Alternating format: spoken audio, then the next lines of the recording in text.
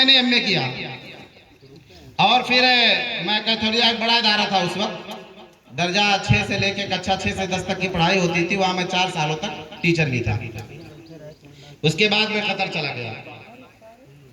यही वकील साहब हैं, मुझसे एक दिन कहने लगे कि आपने अपने लिए बहुत कुछ किया और मैं बचपन से आपको जानता हूं, आप इस समाज में आगे आइए और समाज को आगे बढ़ाइए, आप जैसे लोगों की जरूरत है।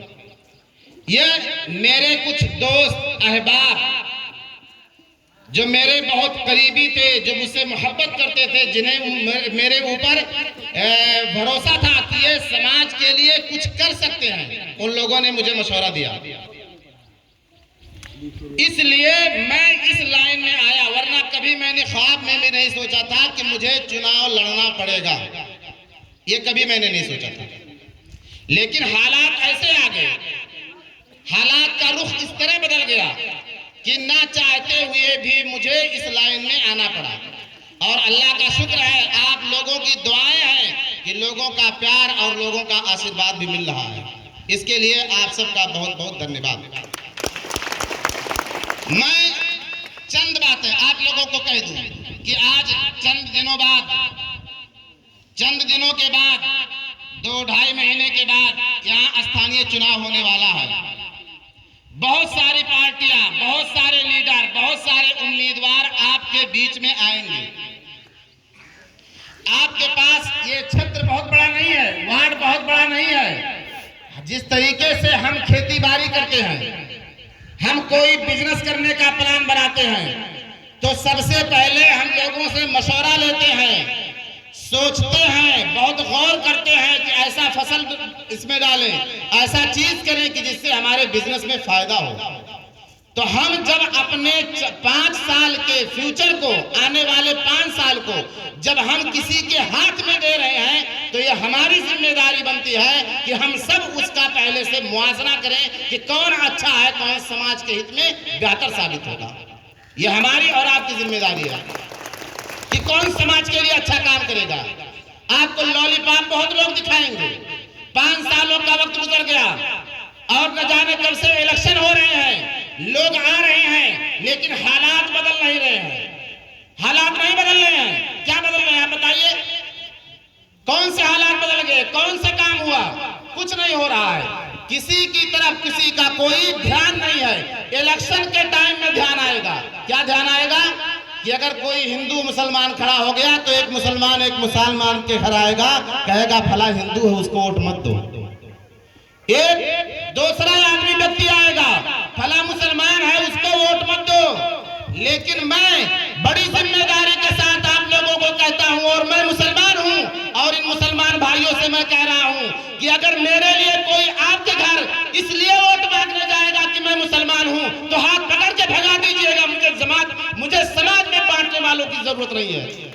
मुझे समाज को बांटने वाले की जरूरत नहीं है। वो गद्दार हैं, वो लुटेरे हैं, वो समाज को लूटने के लिए बैठे हैं, जो हम लोगों के अंदर खुराफात पैदा करते हैं, जो समाज को बांटने का काम करते हैं। उनके पास कोई एजेंडा नहीं है, उनके पास काम करने की शैली नहीं है। वो समाज को बंटवारा चाहते हैं और गंदी राजनीतिक में अपनी कुर्सी को ऊपर उठाना चाहते हैं।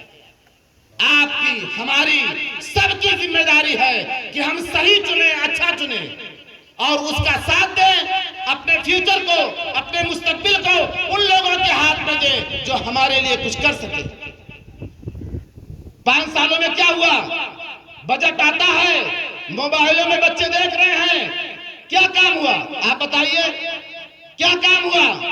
आज बहुत से लोग, मेरे बहुत से भाई कहते हैं, उनके दिल के अंदर ये डर है कि ये मुसलमान है, ये मुसलमान है, ऐसा ना हो कि जीत जाए तो सिर्फ मुसलमानों का काम करें। ऐसी बात नहीं है।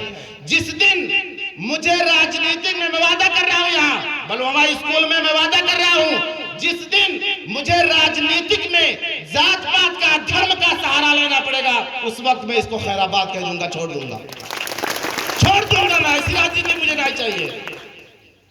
और एक बात और बता दे रहा हूं, ऐसे लोगों के बहकावे में मत आइएगा जो समाज के बांटने का काम करते हैं। आज हम अपने लोग यहाँ बैठे हैं, एक कुर्सी पर मुसलमान, दूसरे कुर्सी पर हिंदू, क्या दिक्कत है?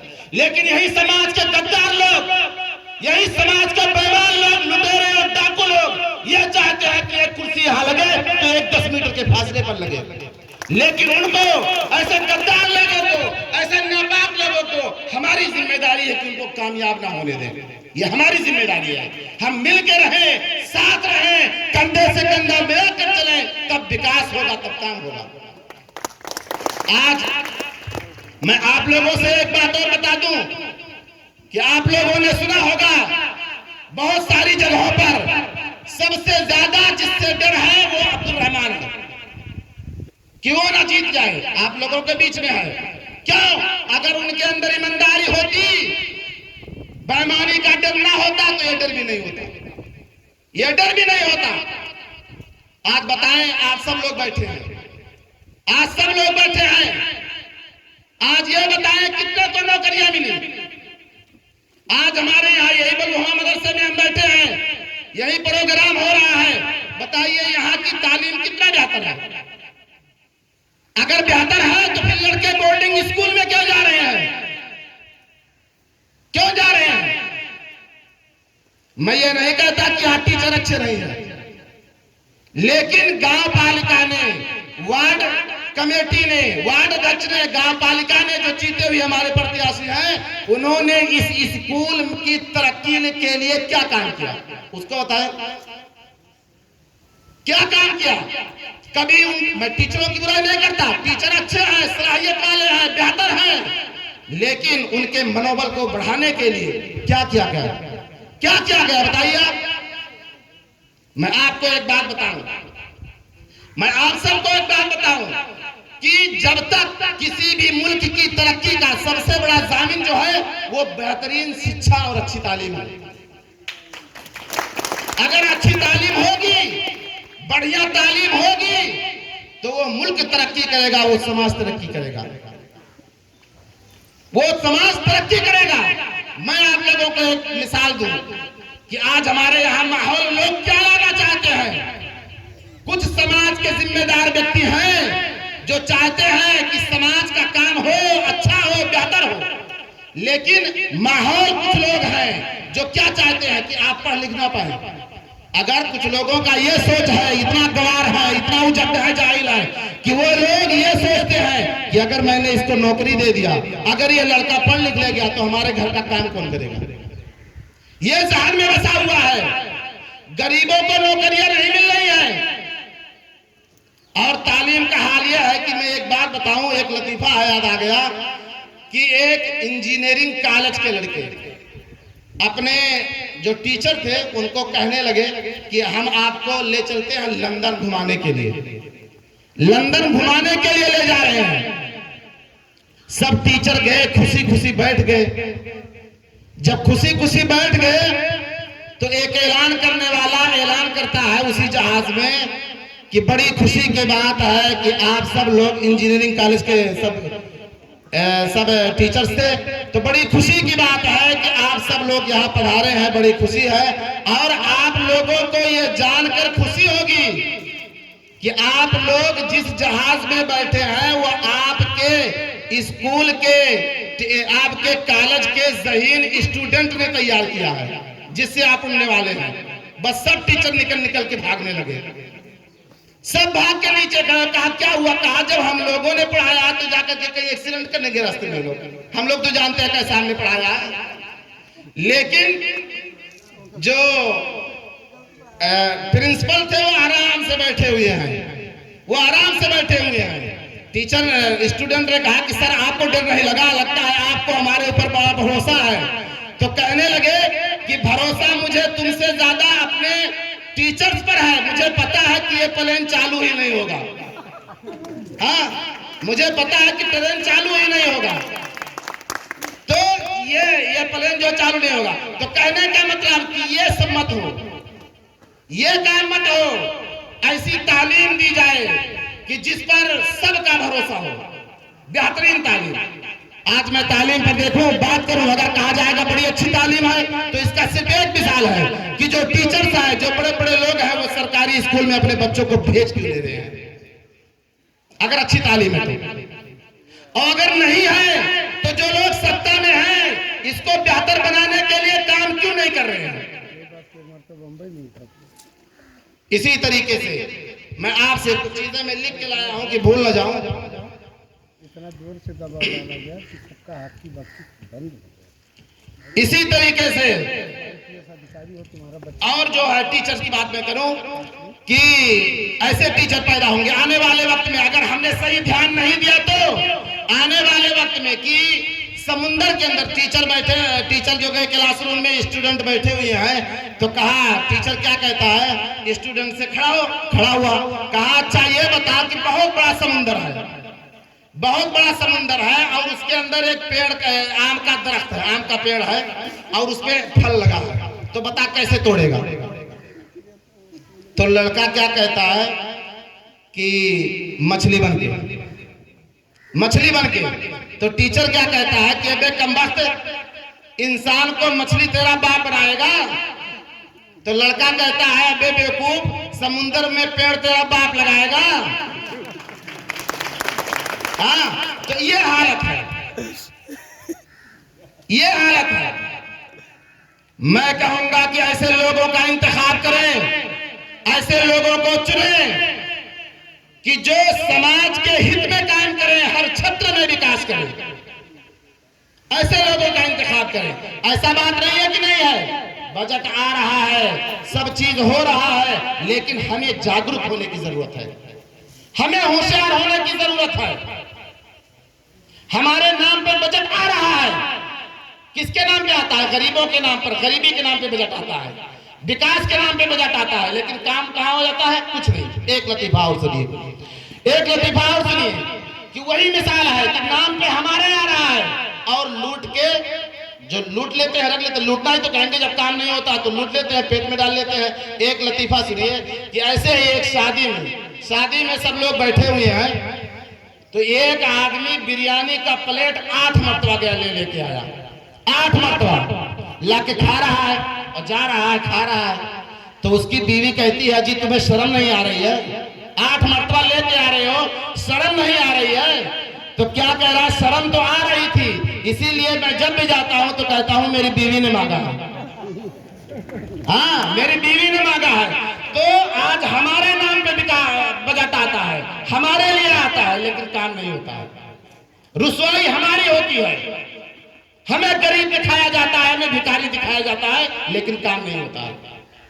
इसमें हमें जागरूक होने की जरूरत है और हम सबको इसमें जो है समाज को आगे बढ़ाने के लिए, हर फर्द को, हर क्षेत्र में, हर विकास, हर तरफ काम को आगे बढ़ाने के लिए हमें हर आदमी को जागरूक होने की जरूरत है और बढ़ चढ़ कर हिस्सा लेने की जरूरत है। इसी तरीके से मैं आपको एक बात बताऊं, कुछ लोग ऐसे हैं जो समाज को इतना खोखला कर देना चाहते हैं अपने मफाद के लिए, अपने मफाद के लिए इतना ज्यादा खोखला कर देना चाहते हैं कि उसका पूछो ही मत। जहां फायदा हुआ, आज यहां, कल वहां, परसों वहां, नरसों वहां, वो लोग भी आपके बीच में आएंगे, मैं बता दे रहा हूं, वह लोग भी आपके बीच में आएंगे। और जिन लोगों ने उन्हें कुछ बता दिया होगा कि आपको हम ये काम देंगे, आपको ये करेंगे, वो करेंगे, ऐसी बातें वैसी बातें, उसके लालच में आकर के आपके अंदर बहुत अच्छी अच्छी बातें देंगे, अच्छे हैं ऐसा है। वो लोग जो 4 साल 5 साल उनकी मुखालफत किया करते थे, या तो चुप थे, लेकिन आज उनके लिए उनका प्रेम जाग उठा है। मैं एक बात और बता दूं, एक लतीफा और सुनिए, एक लतीफा और सुनिए कि एक आदमी का शादी हो गया और शादी हुए 21 साल हो गया। कितना दिन? 21 साल।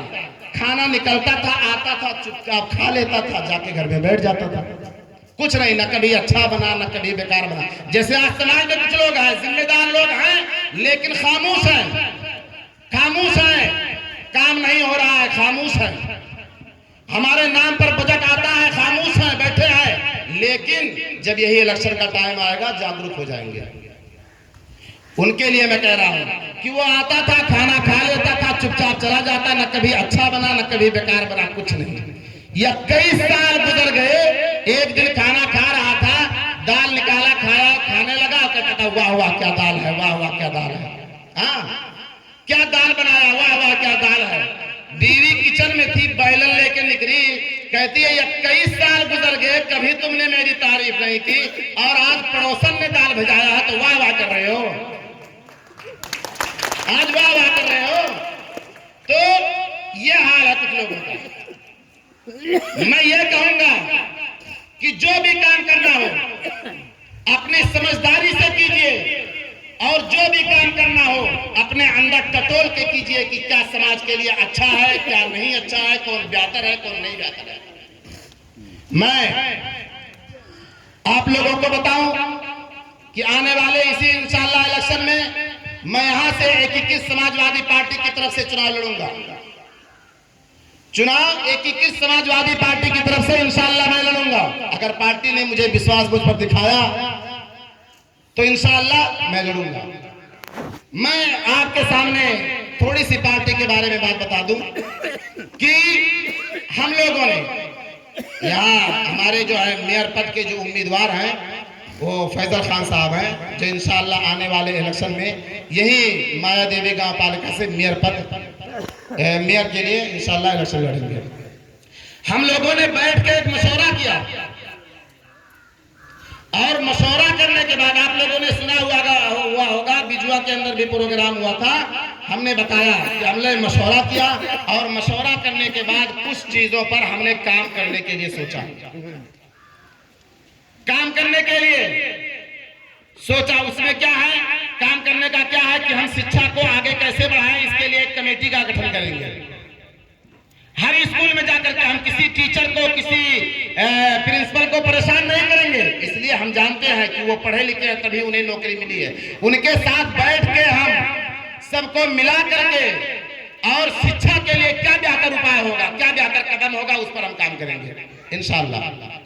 और इसी तरीके से हमारे फजल खान ने ऐलान किया था, क्या ऐलान किया था, 3 चीजों का ऐलान वहां किया था। मैं आपको यहां भी बता दूं 3 चीजों का ऐलान था कि अगर गांव पालिका हम लोग जीतते हैं, इंशाअल्लाह कामयाब होते हैं, तो पहली चीज कि जो लड़के इंटर पास हैं उनको इंशाअल्लाह हम सब लोगों को लैपटॉप देंगे, कंप्यूटर देंगे, लैपटॉप देंगे। और दूसरी चीज, कोरोना काल में जो लोग मर गए हैं अपने क्षेत्र के, जिनके घर के कोई भी आदमी मर गया कोरोना की वजह से, तो उसे इंशाअल्लाह हम एक नौकरी देंगे, उसके घर के लोगों को एक नौकरी मिलेगा।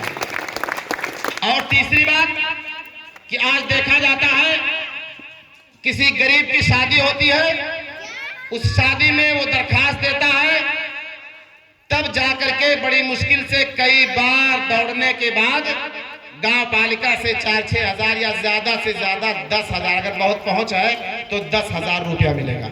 बताइए, खुद 10,000 का जूता पहनते हैं और गरीब को चाहते हैं कि उसकी शादी 10,000 में हो जाए। हमने ये निर्णय किया है कि जो गरीब लोग हैं, वास्तव में जो गरीब लोग हैं, इंशाअल्लाह अगर इलेक्शन हमारे पक्ष में रहा तो हम हर गरीब को उसकी बेटी की शादी में 1 लाख से लेकर के 2 लाख रुपए का मदद करेंगे। ये हमने इंशाअल्लाह वादा कर रखा है। इसी तरीके से नौकरियां हैं, हम नौकरियां जात पात की बिना पर नहीं देंगे, यह आपसे स्पष्ट कर दे रहा हूं। यही हम नौकरी काबिलियत की बिना पर देंगे, जो भी काबिल होगा उसको हम नौकरी देंगे इंशाअल्लाह। मैं आपसे एक बात बताऊं, हमारे इसी समाज में कुछ लोग हैं जो बेचारे बहुत पढ़े लिखे हैं, काबिल हैं, लेकिन नौकरी नहीं मिल रही है। मिल रही है किसको? जिसके पास पैसा है, जिसके पास सोर्स है, जिसके पास पावर है, उसको मिल रही है। गरीब के लिए जगह नहीं है, गरीब के लिए जगह नहीं है। मैं आपको बताऊं कितने गरीबों को मैंने देखा है कतर के अंदर, वो बेचारे वहां जा रहे हैं, वहां जाते हैं। माँ बाप ने इसलिए पढ़ाया था कि ये बेटा बड़ा होगा तो इसे नौकरी मिलेगी, लेकिन उसके पास रुपया नहीं है, उसके पास पैसा नहीं है, उसके पास पावर नहीं है, इसलिए नौकरी नहीं मिल रही है, नहीं मिल रही है। आप लोगों ने देखा होगा, आज बेचारे पढ़े लिखे अच्छे लोग जाकर के करके सऊदी में, कतर में, बंबई में ईंट गारे माटी का काम करते हैं, मैं इसी समाज में या सत्ता में रहने वाले जिम्मेदार व्यक्तियों से सवाल करता हूं कि आपने समाज के लिए क्या किया? पढ़ा लिखा नौजवान जाकर के गारा माटी का काम करता है, जाकर के मजदूरी करता है, आखिर उसे आप लोगों ने जगह क्यों नहीं दिया? इसी तरीके से मैं आप लोगों ने देखा होगा लोग कितने मुश्किल से सऊदी, कतर, दुबई का सफर करते हैं, कितनी मुश्किल से करते हैं। बेचारा मेरा एक दोस्त बता रहा था, आज जब एक आदमी घर से सफर करता है सऊदी के लिए, कतर के लिए, कितनी मुश्किल होती है, कितनी मुश्किल से जाता है, घर से निकलता है, माँ बेचारी सामने रोती है लेकिन नजर मिलाने की हिम्मत नहीं पड़ती है, बाप बेचारा बूढ़ा है, दादा बूढ़ा है, सलाम करता है, नमस्कार करता है, लेकिन नजर से नजर नहीं मिला पाता है, दिल रोता है। छोटे छोटे बच्चे टकटकी लगाए आंसू आंखों में भर के अपने बाप को, दादा को, चचा को देख रहे होते हैं। ये मंजर होता है, सफर करके लोग कतर सऊदी जाते हैं, माँ बेचारी, बाप बेचारा रात में करवटें बदलता है, मेरा बेटा खाया होगा कि नहीं खाया होगा, ड्यूटी से आया होगा कि नहीं आया होगा, किस हाल में होगा। छोटे छोटे बच्चे अम्मा से कहते हैं फोन लगाओ, अब्बा को देखना है, 2-2 साल तक बाप का चेहरा नहीं देख पाते हैं। अब्बा से फोन करते हैं, माँ से कहते हैं मुझे अलीगढ़ वहां जाना है, तौलिया जाना है, तो माँ कहती है खामोश रहो, 2 साल में तुम्हारे अब्बा आएंगे तब जाना। ये तसल्ली देती है। और वही नौजवान आदमी बेचारा सऊदी, कतर में जाकर बिल्डिंग का काम करता है।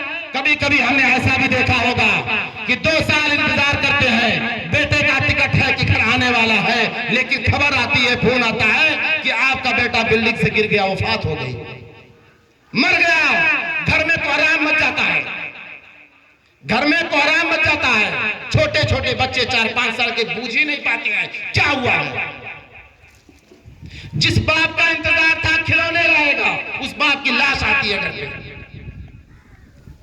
कौन जिम्मेदार है? एक नौजवान जो पढ़ लिख करके, जो समाज के हित में काम करना चाहता है, उसको आपने जगह नहीं दिया, जिसके लिए यह नौबत आती है। कुछ लोग नहीं पढ़ते हैं, कुछ लोग स्कूल में नहीं जाते हैं, उसके जिम्मेदार भी वही लोग हैं। आप पूछेंगे कैसे, तो मैं बताता हूं कि आज देखते हैं बेरोजगारी, देखते हैं लोग कि एक लड़का पढ़ लिख के इंटर किया है, बीए किया है, ग्रेजुएट है, लेकिन उसको जगह नहीं मिल पाती है। एक गरीब आदमी सोचता है मैं कैसे पढ़ाऊंगा, और पढ़ लिख लेगा भी बच्चा तो जगह नहीं मिलेगी, तो इससे अच्छा जाओ पासपोर्ट बनवा लो, सऊदी, कतर, दुबई जाओ। मजबूर किया हमने, सत्ता में रहने वालों ने मजबूर किया कि जाए, वो बेचारे जाते हैं वहां से लाश आती है कुछ लोगों की, 2-2, 4-4, 5-5 साल में उनका जो है सफर होता है। वो बेचारे आते हैं घर में, अपने बाल बच्चों से मिलते हैं, और 2 महीना 4 महीना उंगली पर गिन के गुजार देते हैं, उसके बाद फिर जाते हैं। एक मेरा दोस्त ही नेपाल का है, ग्रेजुएट है, वो जाकर के कतर में मुझसे रोने लगा, और रो रो करके दौवार पे जहां सब लोग जुटते थे वहीं जाकर के कहने लगा कि मौलवी साहब 1 हफ्ता पहले मैं आया हूं, रात में 5 बजे मुझे घर से निकलना था, लेकिन नींद नहीं आ रही थी, कौड़ा था, उसी पर बैठा था। लड़के बेवकूफों की तरह 5-5, 7 साल के बच्चे आंख में आंसू लिए मुझे टुक टुक टुक टुक ताकते थे, मुझे बोलने की हिम्मत नहीं थी, मैं बोल नहीं पाता था, ऐसे बैठे थे और मुझे मेरा चेहरा देख रहे थे, मैं रो रहा था। आने लगा, बाप बेचारा कह रहे हैं कि बाप रो रहा था, और आने की चंद ही दिनों के बाद उनका इंतकाल हो गया। तो ये हाल है यहाँ का। आज नौकरियां दी जा रही है, ऐसा नहीं कि नहीं दी जाती है, नौकरी मिलता है, नौकरी दी जाती है, लेकिन काबिलियत की बिना पर नहीं, काबिलियत की बिना पर नहीं नौकरी दी जाती है। लेकिन जिसके पास रुपया है, जिसके पास पैसा है, जिसके पास पावर है, उन्हें दिया जाता है। मैं ये कहूंगा समाज के उन लोगों से जो बड़े बड़े वादों पर फाइज हैं, जो सत्ता में हैं, कि समाज के हित में काम कीजिए, किसी व्यक्ति के हित में नहीं। समाज को आगे बढ़ाइए, समाज में भाईचारगी फैलाइए। इंशाअल्लाह कैसे काम किया जाता है, अगर आप लोगों ने हमारा साथ दिया अगर आप लोगों ने हमारा साथ दिया, आप लोगों का साथ और आशीर्वाद हमारे साथ रहा और हम जीतते हैं तो इंशाअल्लाह काम करके दिखाएंगे कि कैसे काम होता है। काम करके हम दिखाएंगे। हर बजट सबको मालूम होगा इंशाअल्लाह। कोई गांव में एक आदमी, दो आदमी जिम्मेदार नहीं होगा। एक छोटा से लेकर के बड़ा, औरत, मर्द, हर आदमी का उस बजट पर बराबर का हिस्सा होगा और सबको मिलाकर के समाज के हित में काम किया जाएगा इंशाअल्लाह। इसी तरीके से मैं आप लोगों से, और जो मैंने पहले बात कही है कि आप लोगों के पास टाइम है, आप लोगों के पास वक्त है, 2-2.5 महीने का वक्त है। आप सबके पता कर लीजिए कौन सबसे बेहतर है।